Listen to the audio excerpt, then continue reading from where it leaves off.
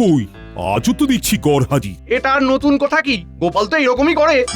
তাই তো দেখছি আসার আর নাম নেই। মহারাজ, এভাবে দিনের পর দিন না এসেও তো গোপাল ঠিক পার পেয়ে যাচ্ছে। বারে বারে খুকু ধান খেয়ে যাবেন, সেটা কি করে হবেন? এই মরেছে, এই পণ্ডিত যে আবার অং বং চং শুরু করে দিল। কিন্তু গোপাল আসছে নাই বা কেন? শ্বশুর বাড়ির আদর পেলে কি আর কারোর আসতে ভালো লাগে? মা, গোপাল গেছে শ্বশুর বাড়ি, তাই তো ধরি ধরি করি, কিন্তু ধরতে নাহি পারি। শাশুড়ির আদরে গোপাল তো তাহলে খাসা আনন্দেই আছে। এখন ওই আদরে না আবার অন্য কিছু হয়ে যায়। হতে আর বাকি কি আছে? গোপালের লম্ফ ঝম্প দেখেই তো টের পাওয়া যায়। না না, গোপাল ফিরে এলে ওকে কড়া শাসন আর কাজের মধ্যে রাখতে হবে। আমি সিপাইকে পাঠাচ্ছি গোপালের খবর নিতে, সে আদৌ ফিরছে কিনা, আর না ফিরলে কবে ফিরতে পারে সেই ব্যাপারেও খোঁজ খবর নিতে হবে। একদম ঠিক ভেবেছেন মহারাজ। যাক, এবার গোপাল ফিরে এলেই জব্দ হবে।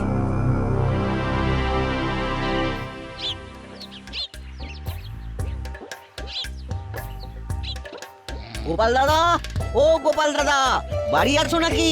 মহারাজ ডেকে পাঠিয়েছেন। কাকে ডাকছো আদর করে?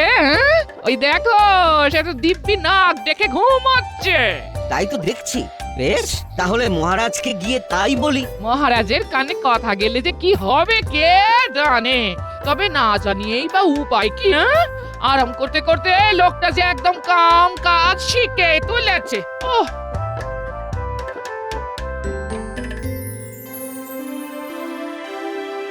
কই কারুর কোনো কাজই তো তেমন জুত দেখতে পাচ্ছি না। আচ্ছা, সবার হলোটা কি? সে কি মহারাজ, একবার খতিয়ান নিয়েই দেখুন না, কাজ দেখে মুগ্ধ হয়ে যাবেন একদম। বটে, তা সেনাপতি তুমি শুরু করো দেখি। মহারাজ, সিপাহীরা কিন্তু তৈরি আছে, বিপদ বুঝলেই পাই পাই করে ছুটবে, কেউ ধরতে পারবে না।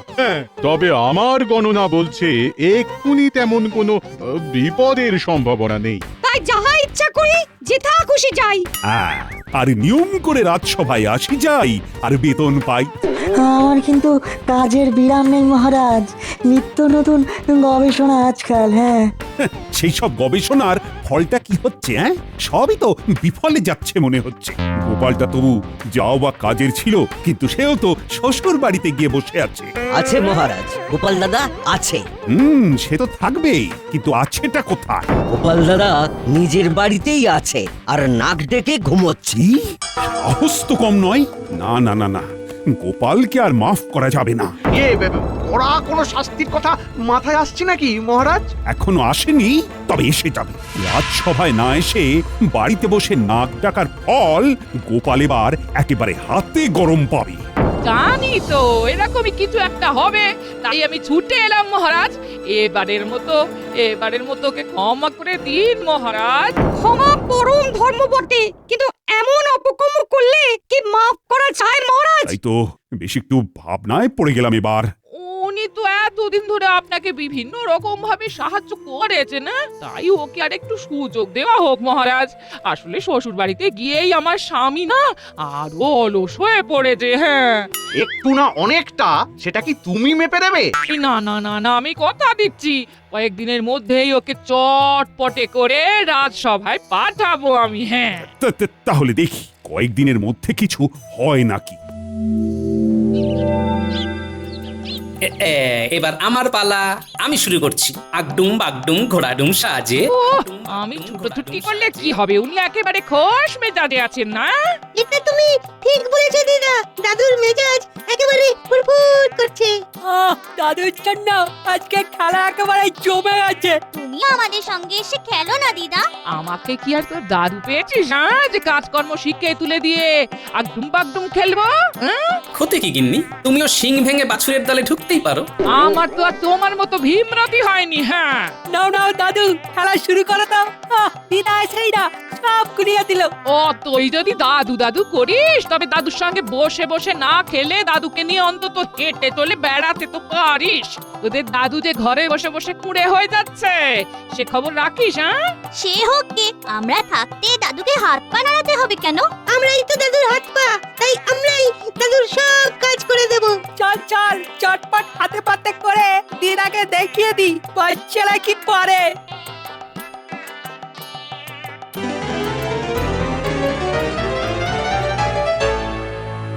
কি গিন্নি, কি বুঝছো?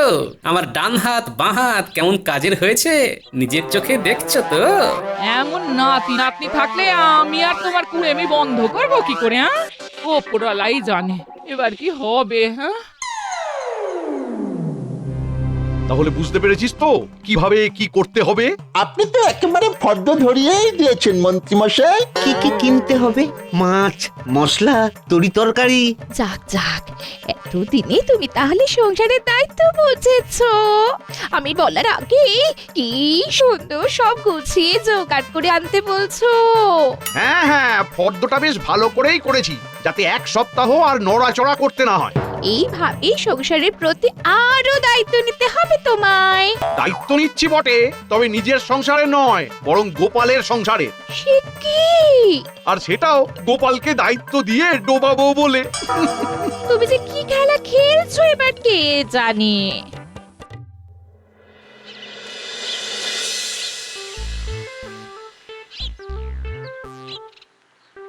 এই না থলে এ কি গিন্নি, না বলে কয়ে সকাল সকাল হাতে থলি ধরিয়ে দিলে যে? খেলা খেলা করে শুয়ে বসে ভালোই তো সময় কাটাচ্ছ, তবে এবার এটাও বুঝে নাও বাজারে না গেলে উনুন জ্বলবে না, আর সেটা না হলে পেটও চলবে না। হ্যাঁ, সারাটা জীবন তো পরিশ্রম করেই কাটিয়ে দিলাম, এখন কদিন একটু শুয়ে বসে কাটাচ্ছি, সেটা আর তোমার ভালো লাগছে না বুঝি? হ্যাঁ, না হচ্ছে না, এমন কুড়েমি করলে আর হাঁড়ি চড়বে না। হ্যাঁ, যাই, তবে মূলোটা বেগুনটা যা পাই তাই দিয়ে থলে ভরাই। চলে পড়ে আনবো তো আমরা, তুমি কেন যাবে গোপাল দাদা? বাচ্চাদের কাছে খবর পেলাম ওদের গোপাল দাদুকে নাকি খুব খাটাচ্ছে দিদা, তাই গোপাল দাদার খাটুনি যাতে একটু কমে, তাই বাজারটা করে দিয়ে গেলাম আর কি। গোপাল দাদা তো লোকজনের উপকার কম করেন না, আর আমাদেরও অনেক উপকার করেছে। হ্যাঁ, তাই এটুকু করতে পেরে আমাদেরও খুব ভালো লাগছে। হলে তো যা আছে তাই দিয়ে দুজনের এক সপ্তাহ ভালো করে কেটে যাবে। একেই বলে গিন্নি, যে খায় ননি তাকে যোগায় চিন্তামণি। এবার আমি সত্যি সত্যি হাল ছেড়ে দিলাম।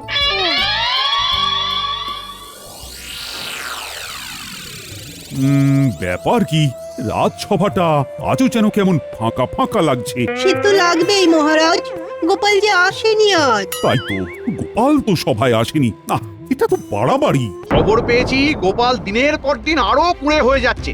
এখন তো সে বাড়ি থেকে বেরিয়ে বাজার দোকানটা পর্যন্ত করে না। আপনি বলুন মহারাজ, এসব কি হচ্ছে? বলো কি, তাই নাকি? আমি কি একটা ভেষজ আর একবার খাইয়ে দেখবো মহারাজ, এই রোগ সারে নাকি? দেখা দেখির আর কি আছে মহারাজ, এবার অন্তত গোপালকে বরখাস্ত করা উচিত। তার আগে আর একবার ভেবে দেখবেন না মহারাজ, আজ না হোক কাল যদি গোপাল আসে। তো তার জন্য কি বরণ ডালা সাজিয়ে বসে থাকবো আমি? তবু মহারাজ নিজে চোখে একবার দেখবেন নাকি সত্যি মিথ্যে আসলে কি? বেশ তো, তবে ব্যাপারটা কি হচ্ছে সেটা একবার নিজে চোখে দেখি, তারপর না হয় শাস্তি দেব। তেমন হলে বরখাস্তের চিঠি না হয় আমি একেবারে হাতে হাতেই ধরাবো গোপালকে। এবার অন্তত গোপালকে বরখাস্ত করা উচিত।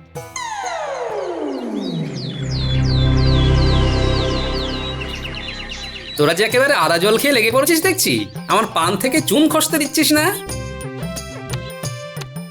তুমি এখন হাত পা ছড়িয়ে বিশ্রাম নাও দাদু, আমরা তোমাকে ছেড়ে যাচ্ছি না। তুমি খালি বলবে কখন কি লাগবে, আর আমরা সঙ্গে সঙ্গে এইভাবেই তোমার কাছে সব হাজির করে দেব। না, তোরা দেখছি সত্যি খুব কাজের হয়ে গেছিস, একটা কিচ্ছু তো 19-20 হতে দিচ্ছিস না।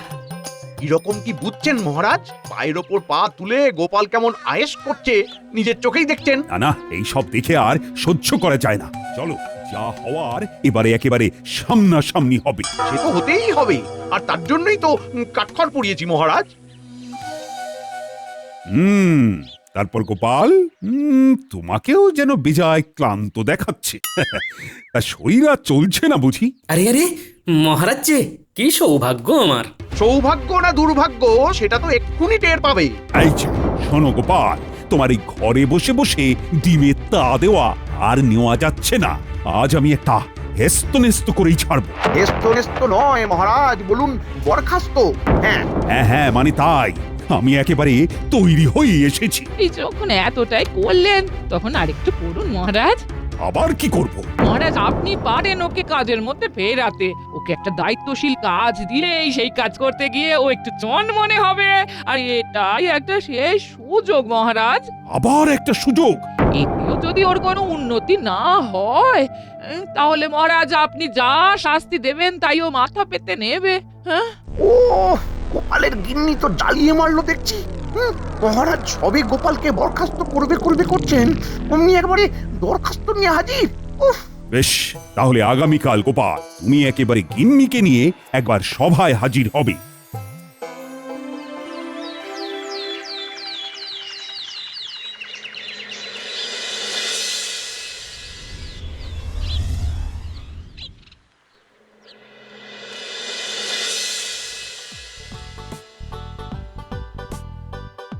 পেন নাম হই মহারাজ।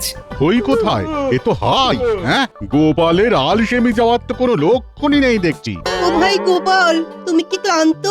তুমি নিজে মুখেই বলো না, সবাই না হয় শুনতো। গোপাল আর কি শোনাবে, এখন হাই তুলছে, একটু পরেই যাই করবে। কারণ মহারাজ গোপালকে তাড়ালেন বলে। অযোগ্য লোককে সভায় বসিয়ে রেখেই বা কি হবে? যাক, তুমি এসেছো তাহলে, কিন্তু গিন্নিকে সঙ্গে করে নিয়ে না এসে তুমি তো সেই আমার আদেশ অমান্যই করলে গোপাল। কেন মহারাজ? কাজ তো আমি করব, গিন্নির কি দরকার? এই হ্যাঁ, মানে না, মানে তাই তো। নামে গোপাল আর তালেও ঠিক।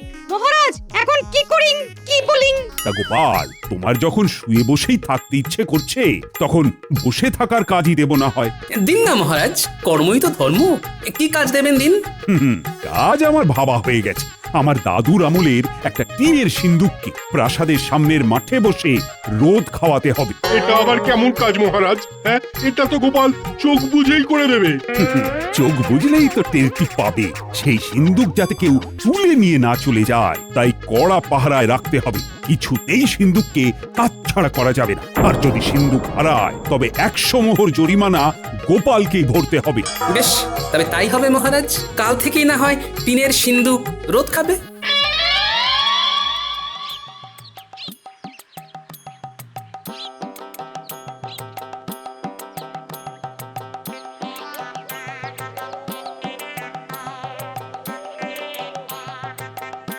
কি গো, বলি কাজ করে মহারাজের মেজাজটা ঠিক করতে পারলে নাকি আবার জল ঢেলে দিয়ে এলে? কাজ আর এমন কি, ওই টিনের বাক্স রোদ খাওয়াতে হবে আর পাহারা দিতে হবে। দেখে দেখে মহারাজ কাজও একটা দিয়েছেন বটে। হ্যাঁ, সেটা না হয় ঠিক আছে, তবে বাক্স হারিয়ে গেলে 100 মোহর জরিমানা দেওয়ার ব্যাপারটা শুনেই তো নড়ে চড়ে বসতে হচ্ছে। সে আবার কি কথা? সেটাই তো আসল কথা গিন্নি। 10 মোহর যে বাক্স পাওয়া যায় তার জন্য 100 মোহর জরিমানাটা যে মোটেই মানা যাচ্ছে না গিন্নি। আমাকে ভয় পাইয়ে দিতে মহারাজ জরিমানার পরিমাণটা বাড়িয়ে দিয়েছে। সে একরকম ভালোই করেছেন, এতেই কাজ হবে। তবে মহারাজও টের পাবেন জরিমানার কথা বলে তিনি আমাকে কত বড় একটা সুযোগ করে দিয়েছেন। আবার আবার কি প্যাঁচ কষছো বলো তো তুমি? হ্যাঁ, এখনো কষিনি, তবে কষে ফেলতে কতক্ষণ। তবে তার জন্যে বাচ্চাদের সঙ্গে নিতে হবে। যা হওয়ার কাল বেলা গড়ালেই দেখা যাবে।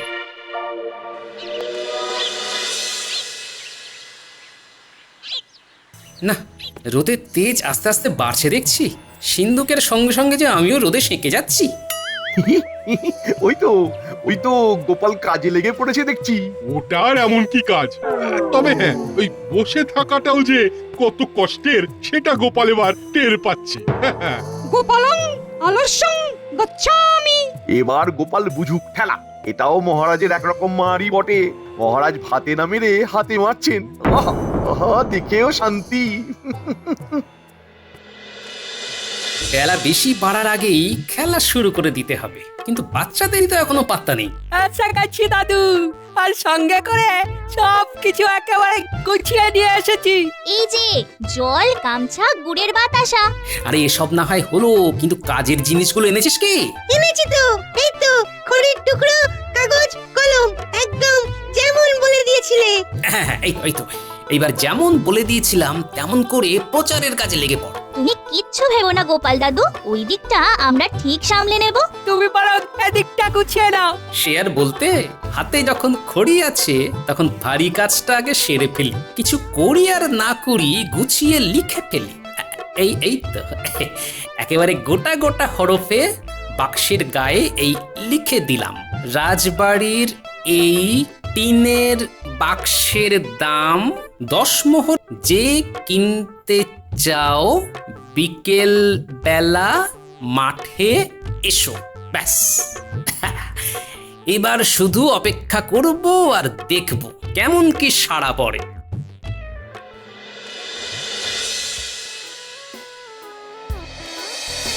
ও মা, দেখো দেখো, মহারাজের মনি যেন ফুর্তি, মিটিমিটি হাসছেন, যেন ভাবছেন কত কি। সে তো হবেই সভাকবি, সে তো হবেই। মহারাজ যে অলস গোপালকে আচ্ছা করে ঘোল খাইয়ে দিয়েছেন এবারে। রোদে বসে থাকতে থাকতে গোপালের মাথাটাই না এবার খসে পড়ে। বুদ্ধিতে যে মহারাজ গোপালের থেকেও কম যান না সেটা দেখিয়ে দিলেন বটে। হ্যাঁ, বসে বসেও যে মাথার ঘাম পায়ে ফেলা যায় সেটা তাহলে এবার গোপাল জানলো। কি বলো সবাই? বলার আর কি আছে মহারাজ, আমরা তো যা দেখার নিজের চোখেই দেখে এলাম। হ্যাঁ, গোপাল তো যথা সময়ে এসেই সিন্দুক নিয়ে গেছে, এবার কদিন রাখুক না কাছে কাছে। আগে মহারাজ, বেশি দিন কি আর রাখার প্রয়োজন আছে? ওই রোদ গরম কি গোপালের সহ্য হবে? গোপাল কষ্ট পাবে বলছো? কষ্ট পেলে পাক মহারাজ, তবেই তো ওর আলসেমির স্বভাবটা নষ্ট হবে। তাহলে আমার চিন্তা ভাবনায় কোনো গলদ নেই, তাই তো? আমার এক টোটকায় অলস গোপাল এবার কাত হয়েছে।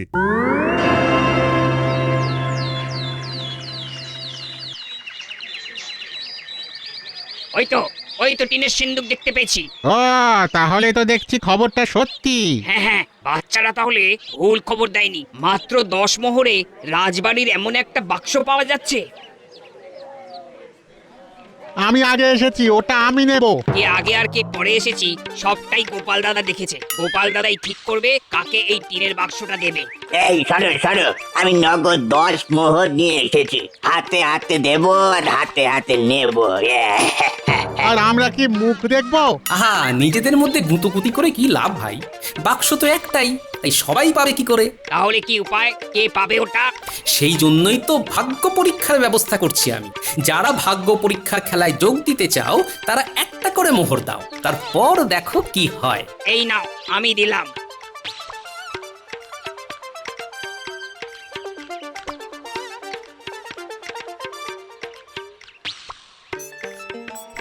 আমিও দিচ্ছি, আমার নামটা লিখে নাও। এই তো লিখে নিচ্ছি। একে একে দাও, একে একে। হ্যাঁ, কারোর নামই বাদ যাবে না। এবার মনে হচ্ছে সবার নামই লিখে ফেলেছি। নয় নয় করে 5 হলো মনে হচ্ছে। এবার তাহলে না হয় টিনের সিন্দুকে রাখা নাম থেকে ভাগ্যবান মালিকের নামটা তুলি। এই তো, এই যে গোটা গোটা করে লেখা আছে বটকৃষ্ণ বটব্যাল। এই যে আমি গো গোপাল দাদা, দাও দাও টিনের সিন্দুকখানা দাও দেখি আমায়। সে তো দেবই, তার আগে বাকি 9টা মোহর যে দিতে হবে আমায়। এই যে দিচ্ছি। তাহলে আমাদের একটা করে মোহর ফেরত দিয়ে দাও এবার গোপাল দাদা। তা কি করে হয়? ভাগ্যের খেলা খেলতে গেলে ওরকম 1-8টা মোহর যে গচ্ছা দিতেই হয় ভাই। যাই,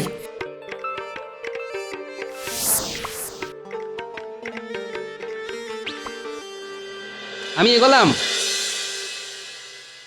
যাই, আমি বরং এবার মহারাজের কাছে যাই।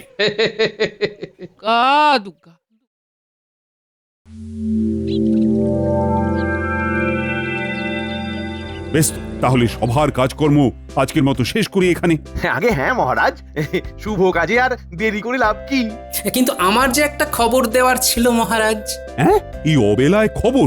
আচ্ছা, টিনের সিন্দুক ঠিকঠাক রোদ পেল কিনা সেটাই বলবে বুঝি। পাক আর না পাক, কালকে আবার রোদে দিতে হবে, আর এরকম এখন বেশ কদিন চলবে, তাই তো মহারাজ? হ্যাঁ, কিন্তু সিন্দুক তো নেই মহারাজ। নেই মানে? নেই মানে নেই, তবে তার জন্য এই যে 100 মোহর জরিমানা, সেটা একেবারে গুনে গুনে নিয়ে এসেছি মহারাজ। দেখলেন তো মহারাজ, হ্যাঁ গোপাল যে কোনো কমের নয় সেটা আরো একবার প্রমাণও হলো। তবে মহারাজ, এই সিন্দুকটা হারিয়ে যেতে শুধু যে আপনার হলো তাই নয়, আমারও নেহাত কম হলো না। তার মানে সিন্দুক একজন ভাগ্যবানের হাতে তুলে দিতে 500 জনের কাছ থেকে একটা করে মোহর নিয়ে ভাগ্য পরীক্ষার খেলা খেলেছি, তাই যা হয়েছে আমার জন্যই হয়েছে। জরিমানার অর্থ দেওয়ার পরেও বাকি 400টার মতো মোহর আমার আয় হয়েছে মহারাজ। কি উর্বর বুদ্ধি! এই না হলে গোপালের বুদ্ধি ঠিক সময় কাজে লাগিয়েছে। সত্যি, এই না হলে গোপাল, এটাই তো গোপালের কাজের মতো কাজ। শরীরে অলস হলে কি হবে, গোপাল দেখিয়ে দিয়েছে মাথাতে তার আগের মতোই ধার আছে। হ্যাঁ, গোপাল তাহলে এবারেও ফাঁক তালে কাজ গুছিয়ে নিয়েছে। তবে মহারাজ, আপনি নিশ্চিন্ত থাকুন, এবার থেকে আমি নিয়ম করেই সভায় আসব। আমার জন্য গিন্নিকে অনেক অনুনয় বিনয় করতে হয়েছে, সেটা কি আর ভালো লাগে? তাহলে তোমার শুভ বুদ্ধির উদয় হয়েছে। নিজের বুদ্ধির পরিচয়ের সঙ্গে সঙ্গে গিন্নির মান মর্যাদা রক্ষার দায়িত্ব যে আমার মহারাজ। এটাই তো কথার মতো কথা গোপাল, এই জন্যই তো বলি তোমার তুলনা হয় না।